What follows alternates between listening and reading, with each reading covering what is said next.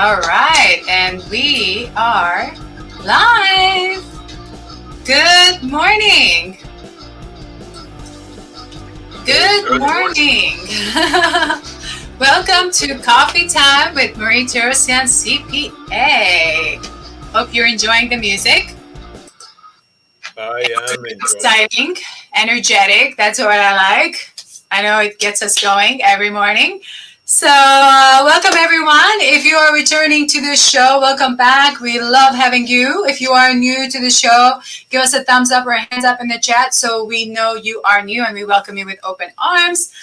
Go ahead and please make sure to subscribe to the channel that you are watching us on, whether it's on Facebook, on LinkedIn, or YouTube. Please subscribe, like, share so that others can actually learn some of these strategies that we are showing and talking about every Thursday at 10 a.m. Eastern Time. I am your host, Marie Torossian. I'm a CFO and an auditor, certified public accountant, and a chartered global management accountant.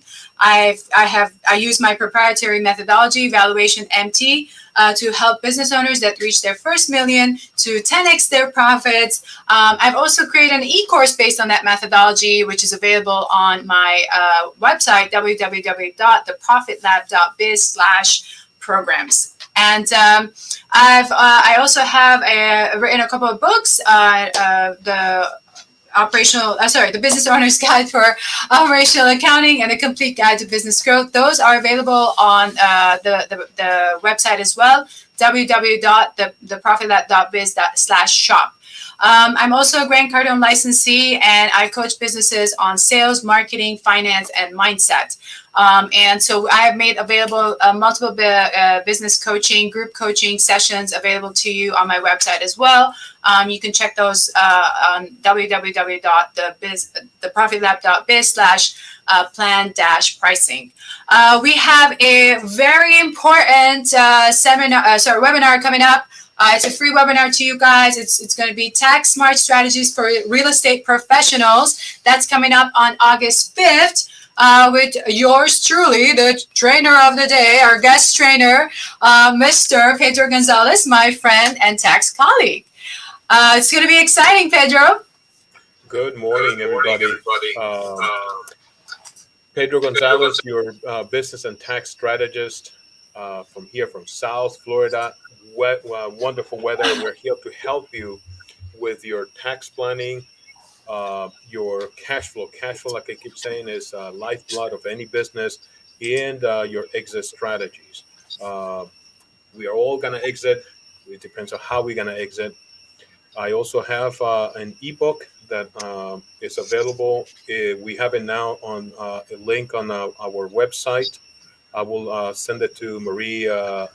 If you go to Pedro Gonzalez, pedrocpa.com/resources, you'll find it there. That's awesome. Awesome. And then we're excited about the webinar coming up August 5th. Want to tell us a little bit about what our listeners and our audience watching us today can expect from that webinar next Friday? Yeah.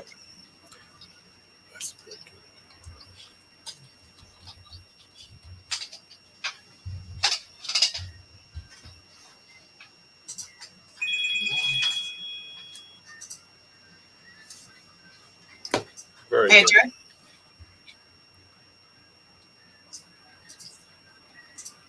Are you having technical difficulties, Pedro? Yeah. It is frozen, Marie. Uh-oh. We can hear you.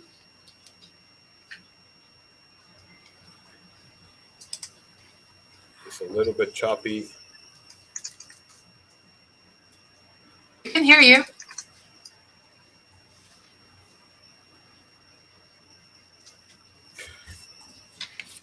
Well,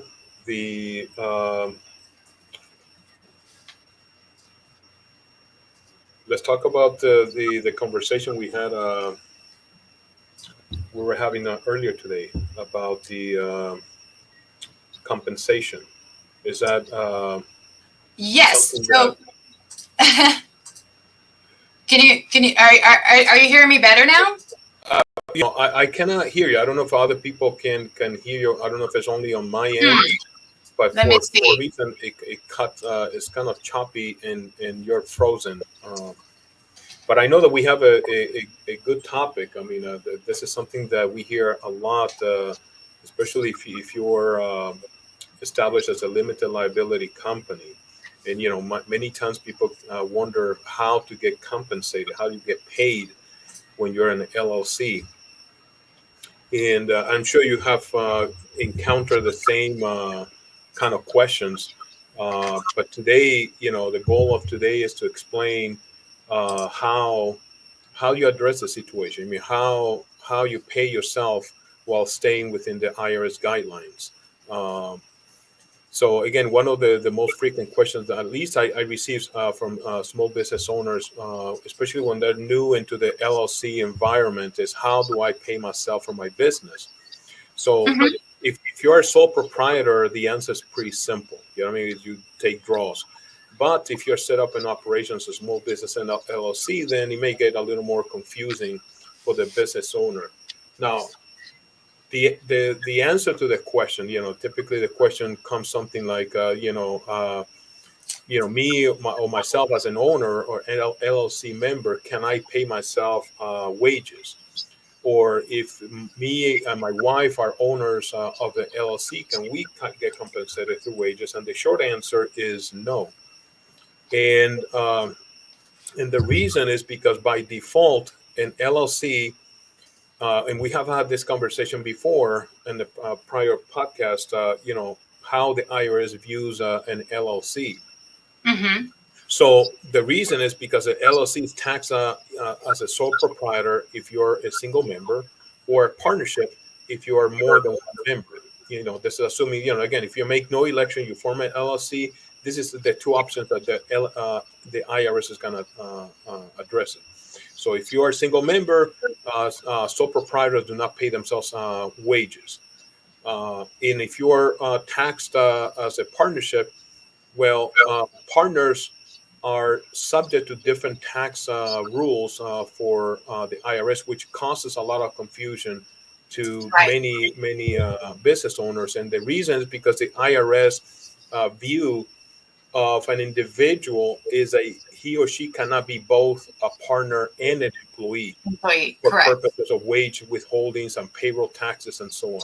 And so that's the kind of, and I don't want to get into the nitty gritty of the details of Revenue Ruling 69, but that's basically the foundation of this is Revenue Ruling 69-184, which basically states, and then again, I'm just simply simplifying it for you, is that uh, this is for the IRS and taxation, is that a partner cannot be both partner and an employee for compensation. And so because of that, the partner cannot pay himself or herself through wages of W-2. Right.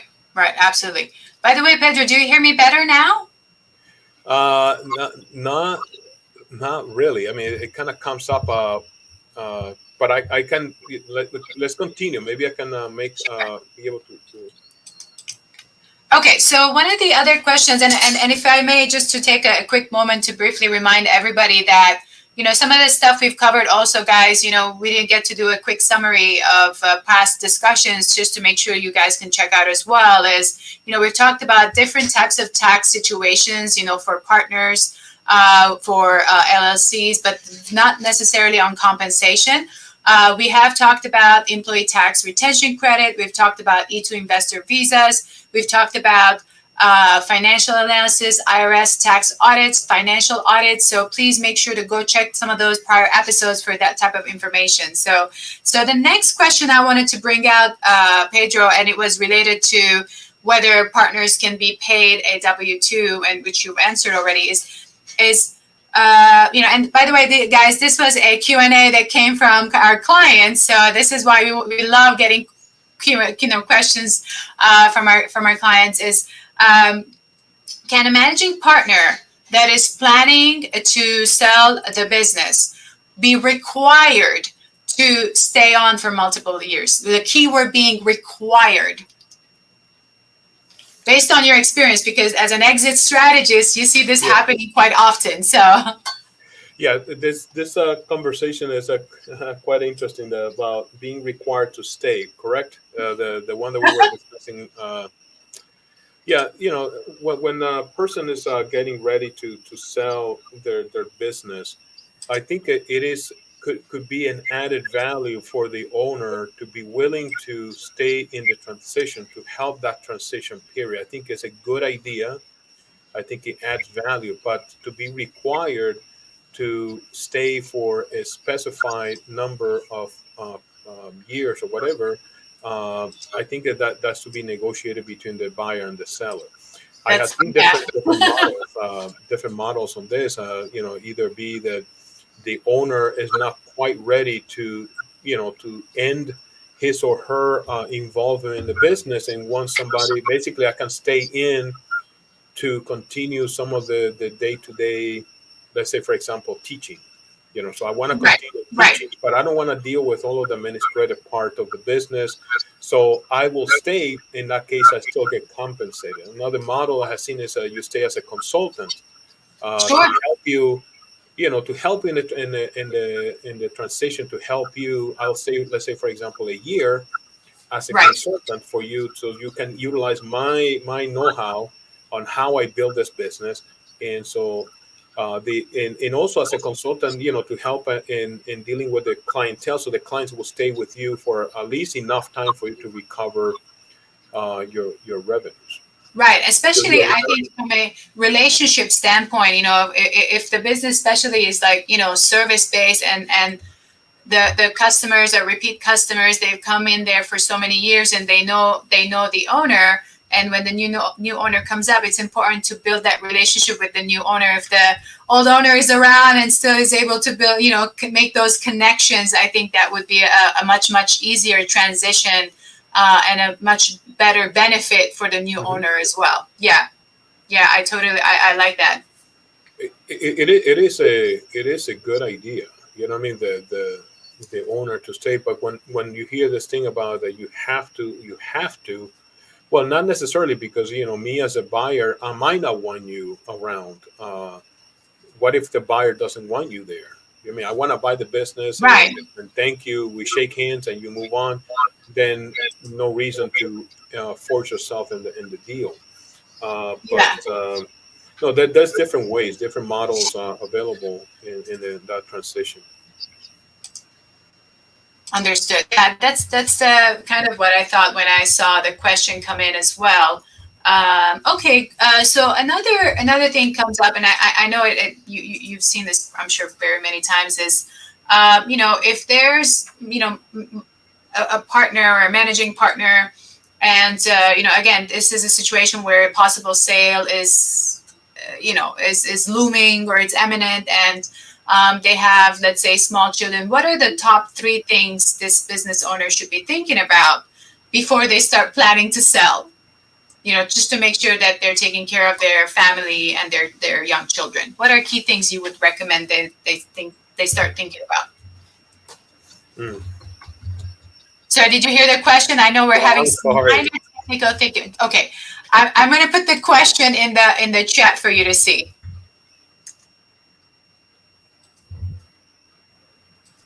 Okay. Sorry, guys, we're having minor technical difficulties. I think the viewers can hear both parties, but I think Okay. we're having No. some kind of Yeah. issue. No, but we never give up. So that we'll Don't give find a up. way. We'll do it right Yeah, away. exactly. We'll push through this, and we'll find out. This is a really good question. The what are the top three key items to consider? When during a Yeah, business if sale or a considering possible selling, business sale. yeah, a business, and it's yeah.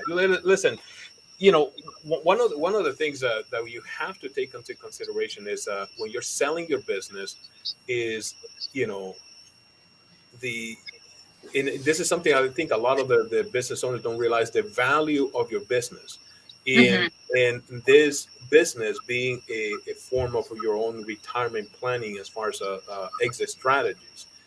And this Hmm. is something very common. That's why you see a high percentage of businesses when they're ready to exit do not sell. and you will be surprised that how high the percentages of businesses that are out there right now for sale that will not sell. So if you have children in you have to, and you have devoted time and effort into in building this business, you ought to seriously, one is preparing yourself. I mean, a business, you have to, one of the areas that tends to affect the price or the value of your business is it poor accounting tends to be one of the main factors, because then you cannot prove the stream of income. um, Right.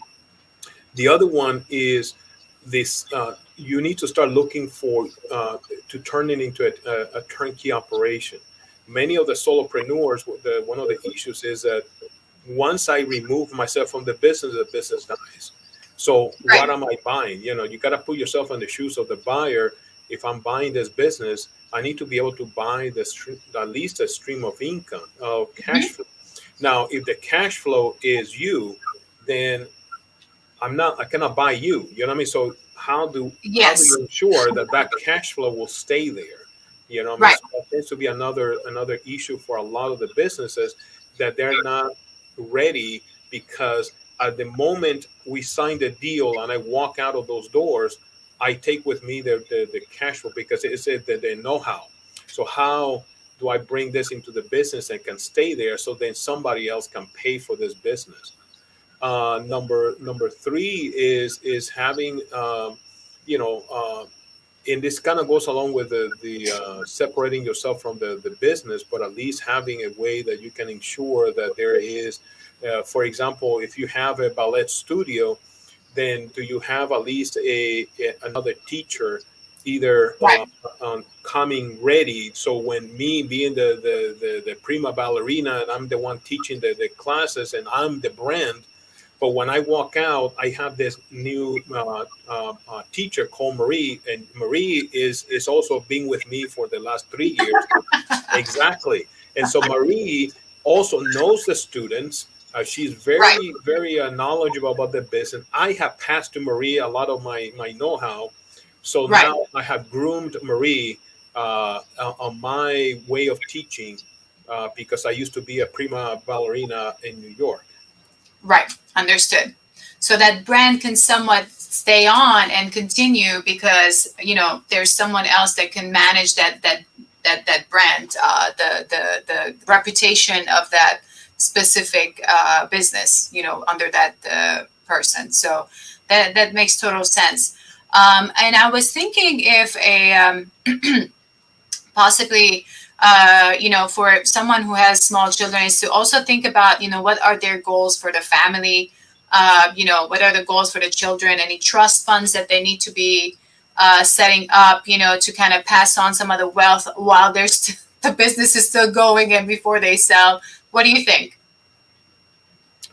Um, I, I'm so You sorry. couldn't hear me. Okay, I'm gonna uh-oh, we lost Pedro for a moment.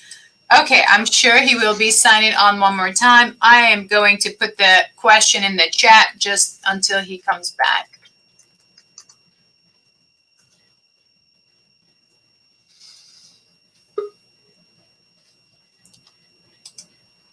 Sorry. Let's see if this works out better. Yeah, I can hear you. Okay, so you're okay. Do you, yes? There we go again. But Uh-oh. All right, I'm going to put it in the chat. The question is, okay. what about Yeah, if you can put possible it on the private chat, I will really appreciate it. questions? Everything is deleted now. Okay.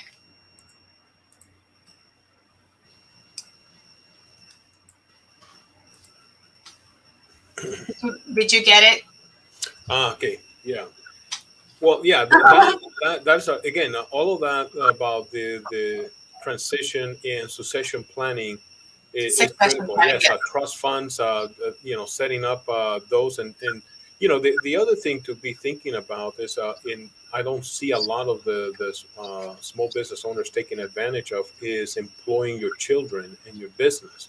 And Right, this can right. be another way for you to create those trust funds, because you can take those, employ them legally, and then those funds will go into, for example, either be a retirement account for for the children, and then that way you're Mhm. creating as a way of creating a trust fund for them. Right.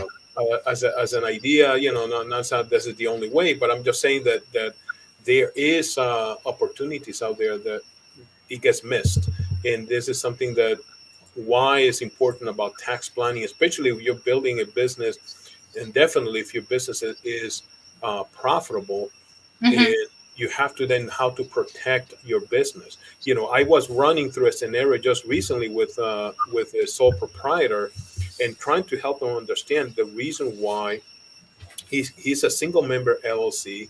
And just to share quickly scenario that I was running with this individual, and I'm using some rounded numbers so I don't reveal specifics of this Of individual, but course. Yes, that's totally uh, understood. he's a single member LLC, netting a little over 100,000 on the Schedule C, because he's a single member disregarded, so goes into his 1040. So this individual he's single, so he's paying roughly around 30,000 between self-employment tax and income tax. And this is the part a lot of people miss. That the reason why you need to do some tax planning, because this individual has been paying this kind of money for the last 5 years. So, and he's to be successful, has a good business, and so he's paying self-employment tax roughly around 14,000, and he's paying roughly around $18,000 in federal income tax. So you Wow. figure he's paying Yeah. around 32,000 combined. Uh, Now, by moving that and doing an election to be an S corp, then, because remember he cannot pay himself salary, so what we can do is move him into an S corp, make the election. Now, through the S corp election, now he can pay himself a wages. He pays wages of 50. He still will have the K1 with 50. Now you Hmm. figure, well, what is the difference? Is we're saving just with that one move there. We're saving annually around 7,000 approximately. So you Right. figure if he would have done this, it's $35,000 over the same 5 year period. And this is again why the importance of tax line. This is money that has been going out of his pocket every single year, and you can Right. figure that he was not quite happy to hear that this could have been done many years ago, and his prior tax preparer did not advise him about this, and he has been paying unnecessarily that additional tax. Right. And so this is again the reason why we encourage people about the tax planning to listen to this type of podcast, to go to our webinars, because you will receive this type of information that's going to help you put more money in your pocket, not more pocket. Well, you're going to need more pockets, because there's going to be more money coming. That's a good one. I love it. And what if I don't know if he did that. I don't know if this specific person actually even was putting aside money for his retirement that could have also saved on his, paying Yeah. taxes. I don't know if that was part of it, but I'll put it in the chat too. Was he putting money aside for retirement?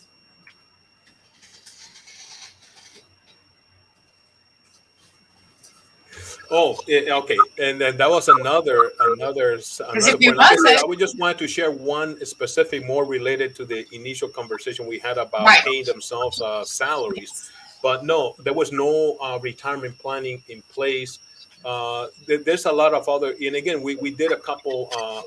We put a couple other points for him on how to improve it, Right. and within a couple more moves, no, he's got to be saving more than the 7,000. He was glad to pay the fee that we proposed to him, because again, one of the aspects that people see is that yes, that is an investment. You make that first Right. investment shock, but is the amount of money you're going to be saving once this is established is stays. I mean, once we made these moves for him, now he's going to be saving well over 10,000 a year, which he's very glad and grateful. He's upset that he missed a couple years, but he'll make it up. Yeah, absolutely. And then just to let you guys know that, I put together one of my e-courses, and the one I said about valuation MT, based on that, that's specifically made to help you figure out how to build value into your business. And that course is available on, on my website. And at the end, the end of the course is actually how to use tax planning into making sure all of your income that you have produced is actually being invested in a proper manner using tax planning. So make sure to check that out, www.theprofitlab.biz/programs. And then Pedro, we have another 4 minutes left. So you want to talk about the webinar coming up? The webinar is going to be very it's going to be packed. So I know that there's yeah, but I'm excited about it. I love the topic. I'm going to put it in the banner again.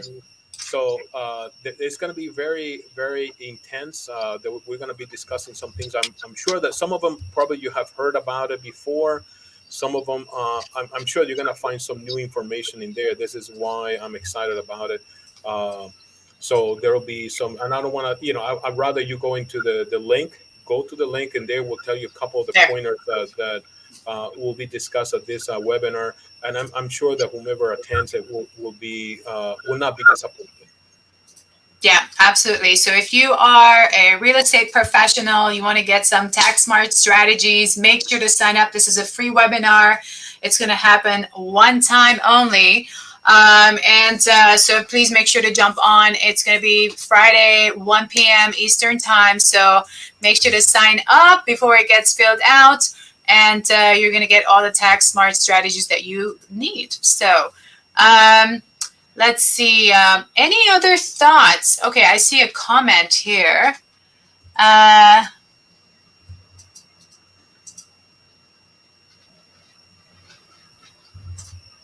I did not understand the comment exactly, but maybe rephrase it. Okay, and I'm also going to put on the banner here. So just to read it out loud. So to sign up for the webinar, please go to www.theprofitlab.biz/events-sign up.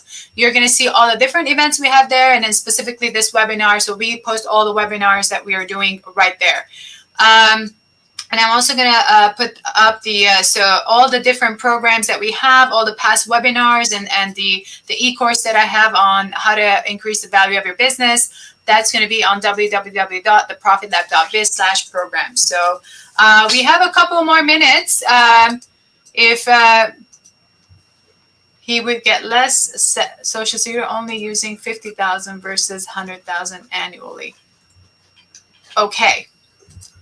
All right. And anything else, Pedro, that you want to cover before we hit the 30-minute mark?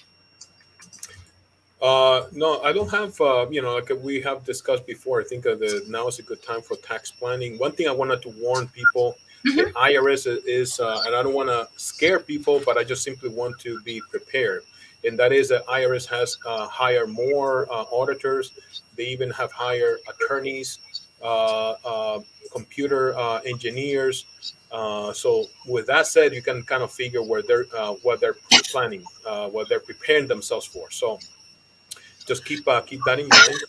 Now is a good time. If you have any kind of tax issues, another thing is that the IRS took a little pause during the COVID and post-COVID, and now as you can see what they're going in which direction they're going now. I think you're gonna start seeing more activity from the IRS and in the area of audits. You're going to start seeing more letters, more even not necessarily a full-fledged audit, but more questions, letters questioning some certain deductions that were taken and so on. Understood. So, and guys, we did talk about how to prepare for IRS audits, I think about 5 episodes ago. Or 5 to 6 episodes ago. So you can always check that. And you can also always reach out to us directly if you have any kind of letter that you receive or you just have a question. We both offer, complimentary strategy calls. So you're more than welcome to check us out. Just go on our website and you'll be able to schedule time with us right away. So With that, we are close to we are at the 30-minute mark. Sorry, without the glasses here. Um, so with that, guys, we always close out our podcast with a quote from motivational speaker Jim Rohn. You are the average of the 5 people you spend the most time with.